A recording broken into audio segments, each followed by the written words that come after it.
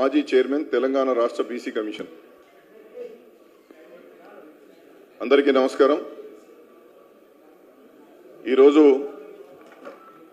గౌరవ తెలంగాణ హైకోర్టులో 42% రిజర్వేషన్లకు సంబంధించినటువంటి అంశంపై ప్రభుత్వం ఇచ్చినటువంటి జీవో 9పై స్టే విధిస్తూ తెలంగాణ హైకోర్టు ఒక నిర్ణయానికి రావడం ఒకంత ఇబ్బందిని కలిగిస్తున్నది, విచారాన్ని కలిగిస్తున్నది. ఇందుకు ప్రధానమైనటువంటి కారణం తెలంగాణ రాష్ట్ర ప్రభుత్వం అనేటువంటి విషయాన్ని బీసీలందరూ కూడా గమనించాలని చెప్పి మనం చేస్తున్నాం. ఎందుకంటే ఒక అద్భుతమైనటువంటి సన్నివేశాన్ని బీసీల జీవితాల్లో తీసుకురావాల్సినటువంటి అవకాశం రేవంత్ రెడ్డి గారి ప్రభుత్వానికి ఉన్నప్పటికీ తన పాలనలో ఉన్నటువంటి తప్పిదాలను కప్పిపుచ్చుకోవడానికి కేవలం భారతీయ జనతా పార్టీ మీదనో ఇతరత్ర రాజకీయ పార్టీ మీదనో నెపాలు నెట్టివేస్తూ ఒక డైవర్షన్ పాలిటిక్స్ చేస్తూ వాళ్ళ బీసీలకు సంబంధించినటువంటి ఒక మంచి సదవకాశాన్ని కోల్పోయేలా రేవంత్ రెడ్డి గారి ప్రభుత్వం చేసిందని మాత్రం నేను ఒక మాజీ బీసీ కమిషన్ చైర్మన్గా ఈ అంశం మీద పూర్తి అవగాహన ఉన్నటువంటి వ్యక్తిగా విచారాన్ని వ్యక్తం చేస్తున్నా. గౌరవ హైకోర్టు ప్రభుత్వం తరపున వాదించినటువంటి అభిషేక్ సింఘ్వి గారిని కానివ్వండి, ఇతరులను పలు నిర్దిష్టమైనటువంటి ప్రశ్నలు వేసినప్పుడు సమగ్రమైనటువంటి సమాచారాన్ని ఇవ్వడంలో కూడా అభిషేక్ సింఘ్వి గారు కావచ్చు, ఇతరులు కావచ్చు పూర్తిగా విఫలమైనారు. ఎందుకంటే వారి యొక్క అభిప్రాయాన్ని చాలా స్పష్టంగా చెప్పలేకపోయినారు. అందువల్ల ఇవాళ ఈ పరిస్థితి ఏర్పడ్డది.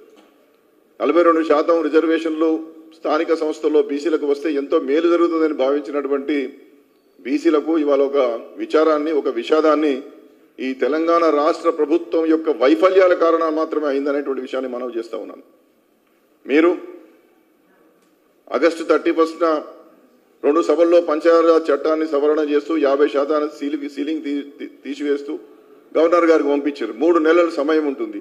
3 నెలలు కాకముందే, చట్ట సవరణ కాకముందే మళ్ళీ మీరు ప్రీ మెచ్యూర్గా ఒక జీవో తీసుకొచ్చారు. చట్టంలో 50% దాటద్దని ఉన్నప్పుడు మీరు ఏ విధంగా ఈ యొక్క ప్రీ మెచ్యూర్గా దీన్ని ముందుకు తీసుకొచ్చిండ్రు? ఈ జీవో ఎందుకు తీసుకురావడం జరిగింది? బీసీలకు ఇంత అన్యాయం జరగడానికి ఎందుకు కారణమైంది అనేటువంటి విషయాన్ని నేను మనవి చేస్తూ, ఇది నిజంగా కూడా ఒక దురదృష్టకరమైనటువంటి పరిణామం. దీనికి భారతీయ జనతా పార్టీ పూర్తి స్థాయిలో మద్దతు ఇచ్చినప్పటికీ అటు అసెంబ్లీలో కావచ్చు, బయట కావచ్చు, అన్ని ప్రాంతాల్లో కూడా ఎక్కడ ప్రభుత్వం ఏ బిల్లు పెట్టినా సపోర్ట్ చేసినప్పటికీ రాష్ట్ర ప్రభుత్వం తన వైఫల్యం కారణంగా ఇవాళ 42% కోల్పోయేటటువంటి ప్రమాదాన్ని కొని తెచ్చిపెట్టిందని చెప్పి స్పష్టంగా మనవి చేస్తూ, ఇవాళ రాష్ట్ర ప్రభుత్వానికి మనవి చేసేది ఏంటంటే ఇది నిలబెట్టడానికి అవసరం అనుకుంటే సుప్రీంకోర్టులో అయినా మీరు తప్పనిసరిగా న్యాయపరమైనటువంటి పోరాటం చేయాలి.